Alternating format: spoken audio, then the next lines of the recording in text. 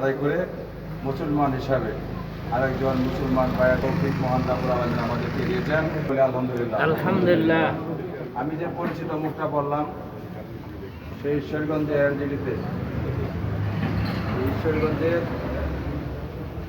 জেলা সুপারভাইজার হিসাবে দীর্ঘদিন যাবৎ কর্মরত ছিলেন এবং এই মৃত্যুর অর্ধবধি আগ পর্যন্ত সেই দায়িত্বে ছিলেন। পাশাপাশি রাজনীতিতেও সম্পৃক্ত ছিলেন, আপনারা জানেন। সেই হিসাবে সারা ঈশ্বরগঞ্জে একটা পরিচিত মুখ ছিল। আমি ইতিমধ্যেই খবর পেয়েছিলাম যে উনি ক্যান্সারে আক্রান্ত।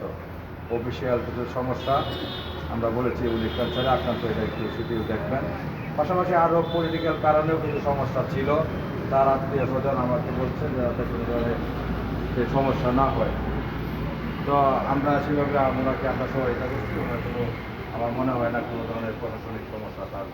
একজন ভালো মানুষ ছিলেন, সামাজিক মানুষ ছিলেন, রাজনৈতিক মানুষ ছিলেন।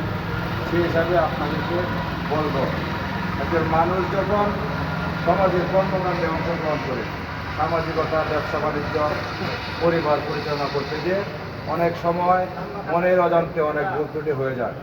যে ভুল ত্রুটিগুলো অনেক সময় ক্ষমা চাওয়ার সুযোগ হয় না। উনি চলে গেছেন, উনি লাস্ট, উনি আর আমাদের সামনে দাঁড়িয়ে কথা বলার সুযোগ নেই, ক্ষমা চাওয়ার সুযোগ নেই। তাই ওনার পরিবারের পক্ষ থেকে, ওনার ব্যক্তিগত, ওনার নিজের পক্ষ থেকে, মরহুমের পক্ষ থেকে আপনাদের কাছে আমি ক্ষমা চাই। যদি কোনো কারণে কষ্ট পেয়ে থাকেন, ব্যথা পেয়ে থাকেন, আল্লাহর হস্তে ক্ষমা করে দেবেন। আপনি যদি ক্ষমা করেন আপনাদের কোনো ক্ষতি হওয়ার সম্ভাবনা নেই, আর যদি ক্ষমা না করেন আপনাদের কোনো লাভ হবে না।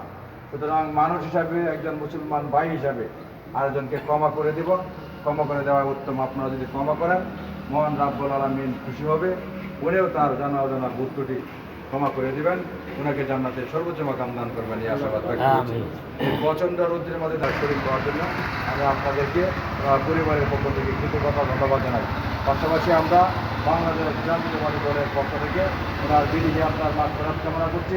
সুখ সমৃদ্ধ পরিবারের প্রতি সমবেদনা জ্ঞাপন করে সকলের সুস্বাস্থ্য এবং দীর্ঘায়ু কামনা করে আবারও কাজীউদ্দিন ভাইয়ের বেহেশত কামনা করে আল্লাহ যেন কবুল করেন, জান্নাতের সর্বোচ্চ মাকাম দান করেন এবং পরিবারবর্গ সুখাহত আল্লাহ যেন এই সুখ কাটিয়ে ওঠার তৌফিক দান করেন এই আশাবাদ ব্যক্ত করে আমার সংক্ষিপ্ত বক্তব্য এখানে শেষ করছি। আসসালামু আলাইকুম ওয়া রাহমাতুল্লাহি ওয়া বারাকাতুহু। আপনাদের